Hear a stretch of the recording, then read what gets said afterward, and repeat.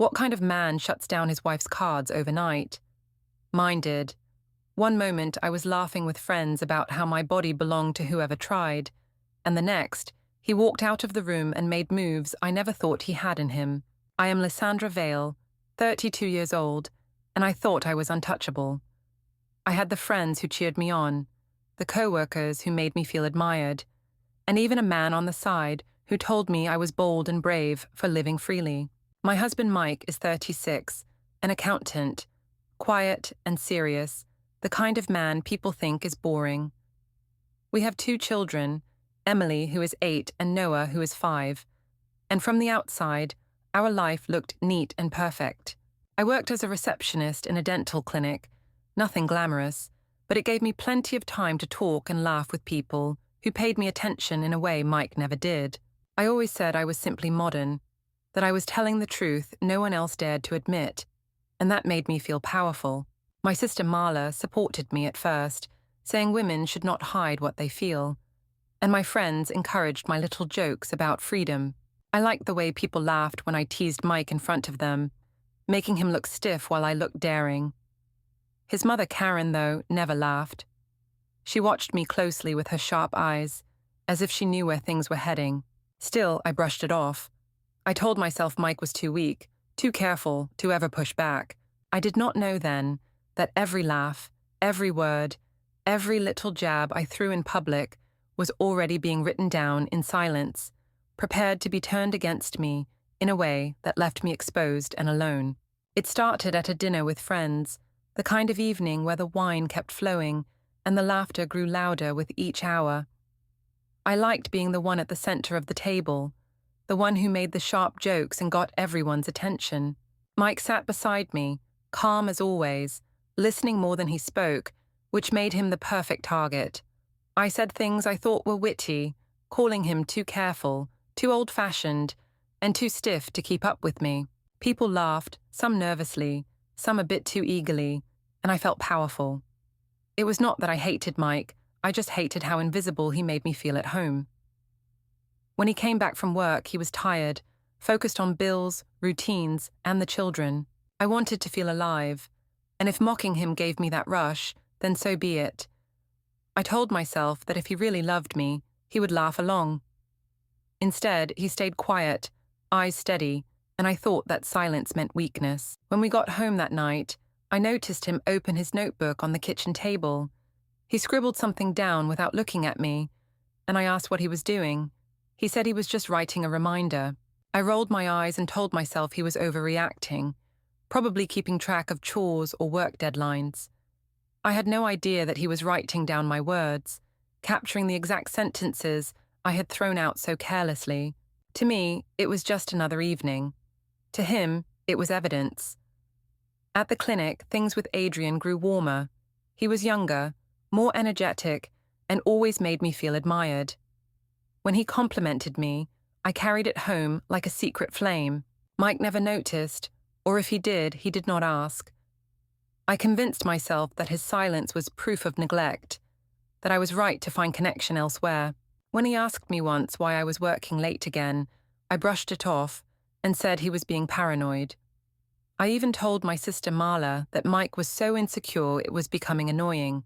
She laughed and said maybe I deserved someone who actually understood me. That fed my confidence, and I kept spinning the story that I was brave while Mike was just fragile. My mother-in-law Karen, however, did not buy it. At a family gathering, she cornered me in the kitchen and said Mike was a good man who deserved respect. I told her she was old-fashioned and that women today had more choices. She shook her head and walked away without another word, but I noticed the coldness in her eyes. Later, I heard her telling Mike to stand up for himself. I laughed when I overheard it, but some part of me wondered if she was planting something in him.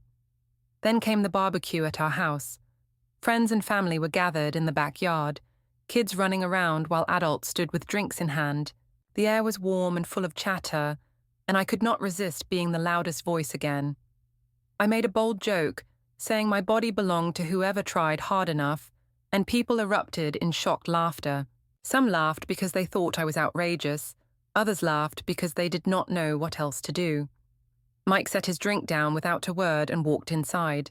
I brushed it off as him being humorless and told everyone he never knew how to take a joke.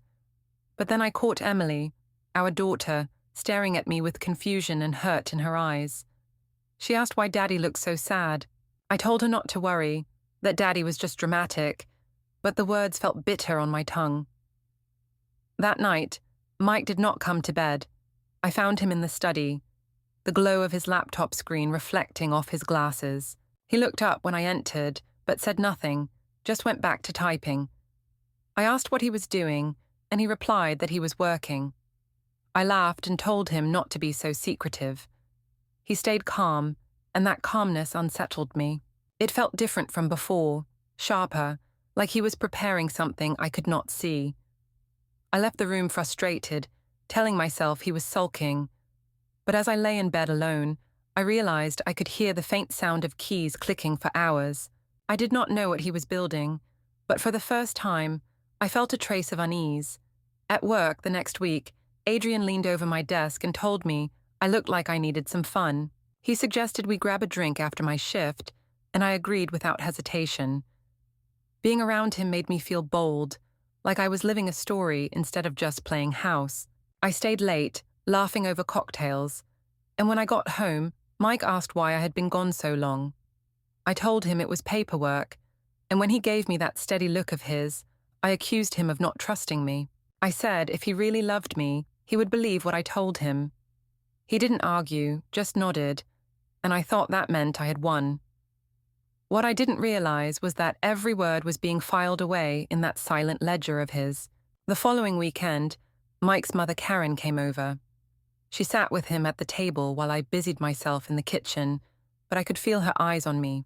Later, she pulled me aside and said she had raised her son to value loyalty, and that I was playing a dangerous game. I laughed and told her she was stuck in the past, that love today was about choice and freedom. She shook her head and told me not to mistake his quietness for weakness. I brushed her off, confident that Mike would never have the courage to stand against me. Marla, my sister, was still on my side back then. When I told her about Mike's suspicious questions, she said men were insecure when they couldn't keep up with their wives.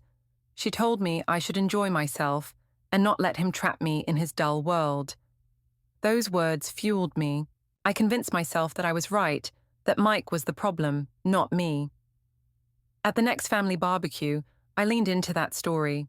Surrounded by cousins, siblings, and friends, I made jokes about how boring monogamy was. I laughed as I said some men just weren't enough for women like me, letting the implication hang in the air while people glanced at Mike. The laughter rose, but it wasn't the same as before. Some people smiled too tightly, others looked away. I ignored the unease because I loved the thrill of being outrageous. Mike didn't confront me in front of them. He just set his plate down and walked away again. I told everyone he was being humorless, that he never understood how to loosen up.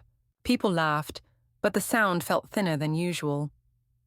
Later, Emily tugged at my arm and asked why Daddy was sad. I told her he was tired, but her small face carried doubt, and that doubt gnawed at me. That night, Mike didn't just work at his laptop. He placed a small voice recorder on the dining table while I was talking. I noticed it and asked what he thought he was doing. He said it was for clarity. I laughed in his face, calling him paranoid, but the calm way he continued eating unsettled me.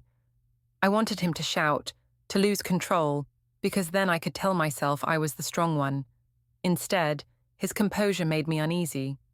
Adrian told me not to care, that Mike was just jealous. He said men like Mike use control to hide their fear, and that I was brave for living openly.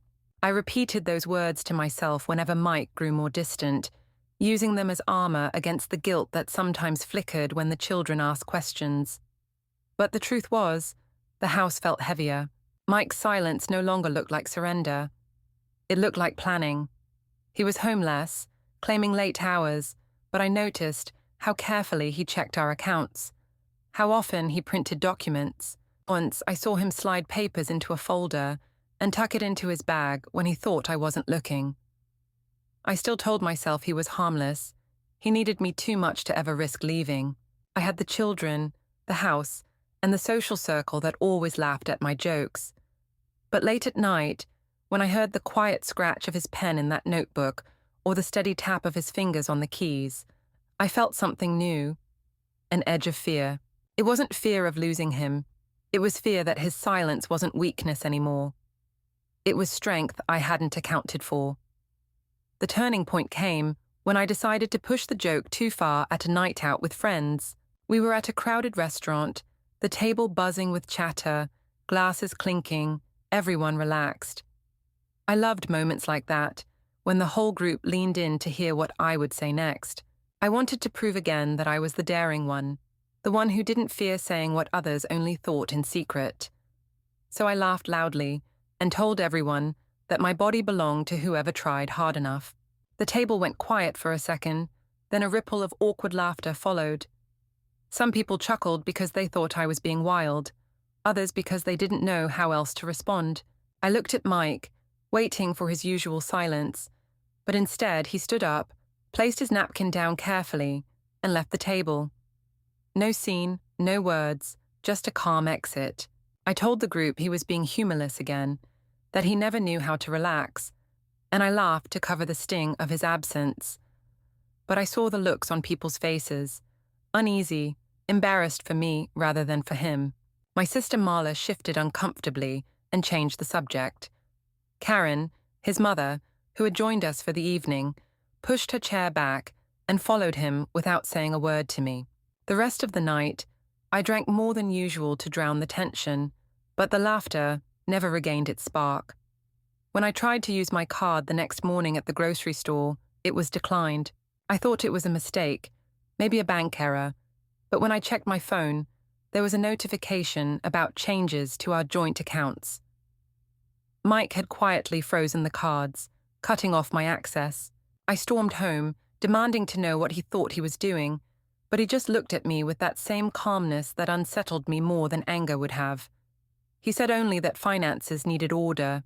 I accused him of trying to control me, of punishing me for being free, but he didn't bite. He simply went back to his notebook, leaving me fuming in the kitchen. Adrian told me later that I didn't have to put up with that kind of treatment, that Mike was just trying to scare me. He said I should focus on myself, that I was brave for not being tied down by old-fashioned rules. I clung to those words, repeating them in my head like a shield. But I could feel the walls shifting. Friends who used to laugh at my jokes now stayed quiet or changed the subject. My sister stopped defending me, saying only that maybe I should ease up before things went too far. Even the children noticed. Emily asked why I couldn't buy her school supplies that week, and I had to tell her Daddy was handling money differently now. The look she gave me made my chest tighten in a way no lecture could. I started to sense that Mike wasn't bluffing. He worked longer hours, or so he said, but I suspected he was somewhere else. His folder of documents grew thicker, and I noticed he had meetings written in his calendar with names I didn't recognize. When I asked about them, he simply said they were important, and I couldn't get more out of him. The silence was unbearable because I couldn't twist it. I tried gaslighting him, telling him he was paranoid, that he was acting controlling, but he didn't respond the way he used to. Instead of shrinking back, he just kept collecting. At night, lying in bed alone while he stayed in the study, I realized I was losing control of the story. I had always believed that the louder voice won, that if I repeated my version enough times, people would accept it. But Mike had chosen a different path. He wasn't fighting me with words at all. He was building something stronger, proof. And I didn't know how to laugh my way out of proof. The day he finally revealed everything was not explosive like I imagined it might be. It was quiet, almost ordinary, which made it sting even more.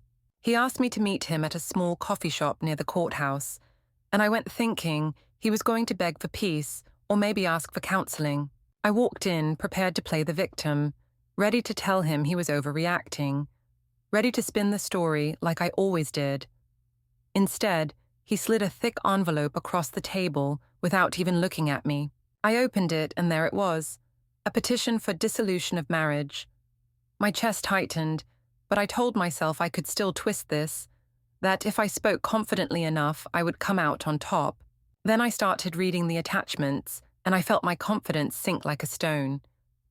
There were transcripts of my own words from our dining room, captured by that little recorder I had laughed at weeks earlier. Every cruel joke I had made about him, every bold declaration about freedom and my body, every time I called him old-fashioned. It was all there in writing. There were screenshots of text messages with Adrian, pulled from backups I hadn't even thought about. There were written statements from friends who had been at the dinners and barbecues, describing in detail how I humiliated Mike in front of them. Even Marla, my own sister, had signed something saying she was worried about my behavior and how it was affecting the children. I felt the ground slipping, but I forced myself to smile, telling him this was controlling behavior, that he was punishing me for being progressive. I said no judge would take it seriously. He didn't argue. He just sipped his coffee in silence, and that silence was worse than any shouting could have been. Later that evening, I tried calling friends to rally support. I told them Mike was trying to punish me for living honestly, that he was manipulating the narrative. Some didn't answer. Some answered, but spoke in clipped tones, saying they didn't want to be in the middle. A few even told me directly that Mike had already spoken to them and shown them evidence. Suddenly, the laughter that once made me feel so powerful was gone. The same people who clapped at my jokes were now whispering behind my back. At home, I confronted him, demanding to know how he could betray me like this. He said simply that it was not betrayal, it was protection. He told me he had spoken with lawyers, that finances were already secured under his control, and that custody of the children would be arranged legally. He didn't shout, didn't argue, he just stated it as fact, and then walked away. That calmness hollowed me out, because I realized he was no longer reacting to me. He had already moved beyond me. Karen, his mother, praised him openly for finally standing up for himself. She told me to my face that I had disrespected her son long enough. Marla stopped defending me entirely, saying she couldn't keep pretending my behavior was harmless when the children were caught in the middle. Even Adrian grew distant when I vented to him, telling me he hadn't signed up for this kind of drama. The one person I thought would always cheer me on quietly stepped back, leaving me exposed.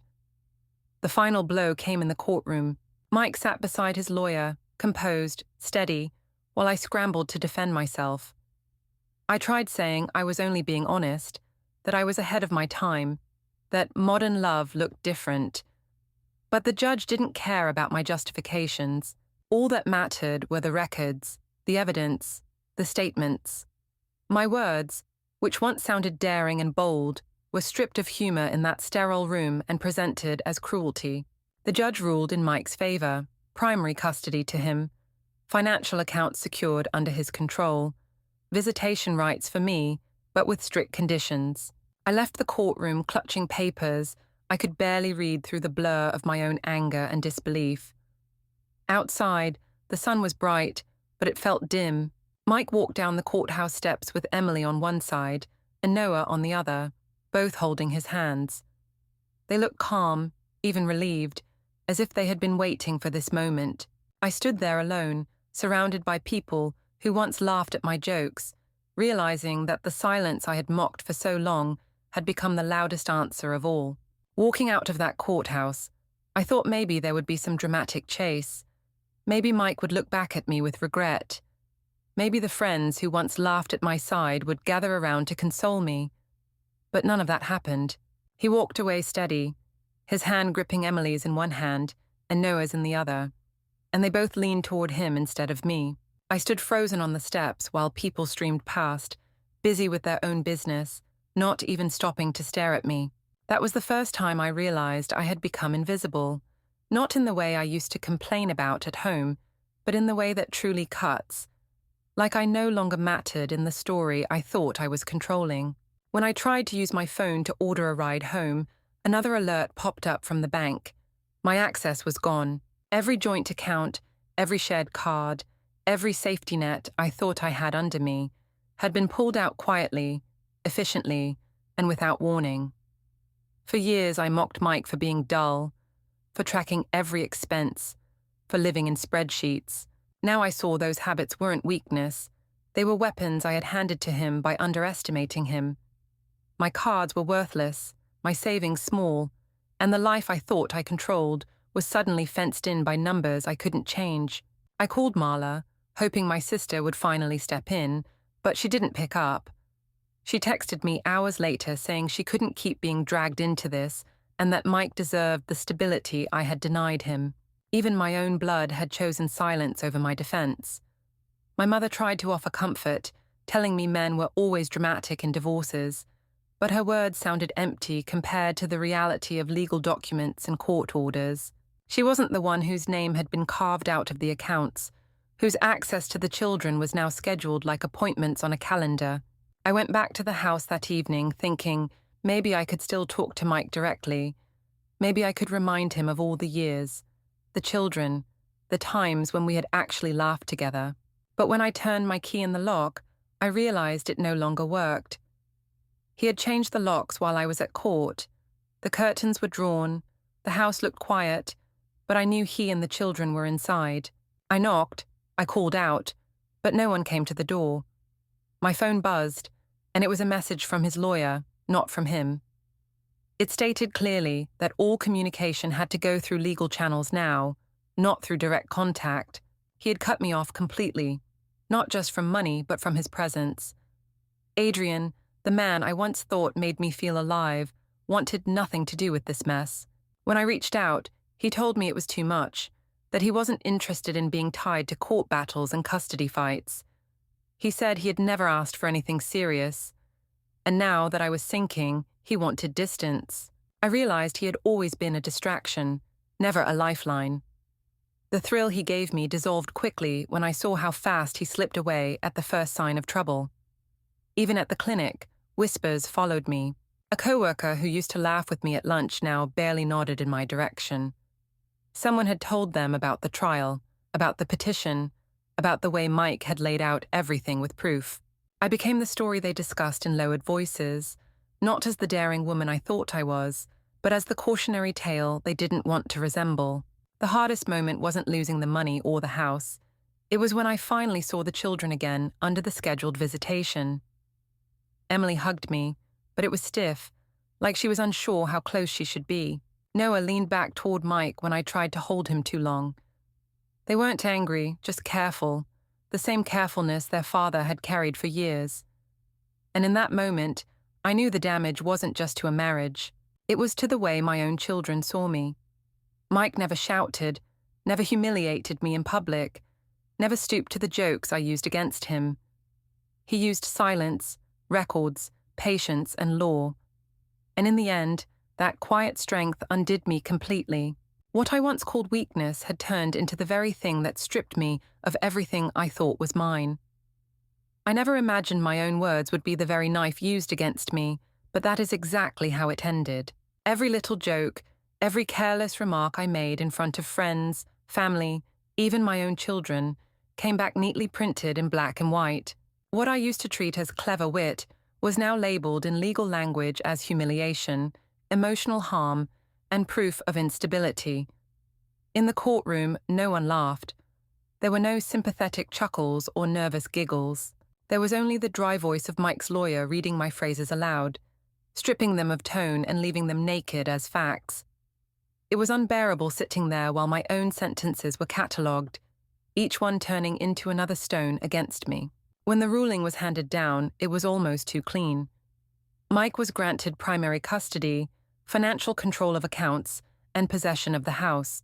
My time with the children was reduced to specific days and hours, supervised until further notice. I tried to argue that I was still their mother, that I had never harmed them directly, but the judge pointed to the evidence that my behavior created instability in the home. My attempts to paint Mike as controlling fell flat because his record showed consistency, patience, and care for the children. My voice, once loud enough to dominate gatherings, cracked in that sterile room. For the first time, no one gave me the stage I craved. Walking out, the air felt heavier than when I walked in. I expected to feel fury, but what settled in me was something colder, a hollow realization that my performance was over. Mike didn't even glance at me. He walked steadily, children at his side, while friends and family offered him nods of respect. Even those who once laughed at my side avoided my eyes. The shift in loyalty was complete. The same people who once encouraged my boldness now praised his dignity. I felt like a ghost standing among them, unseen, unwanted. I thought I could still count on Marla, but when I called her that evening, she told me she couldn't defend me anymore.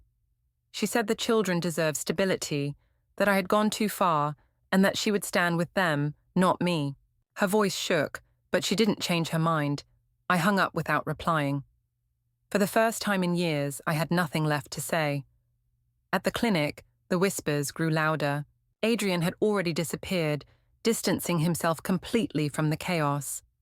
My co-workers looked at me with thin smiles, pretending to be polite, but clearly aware of the scandal.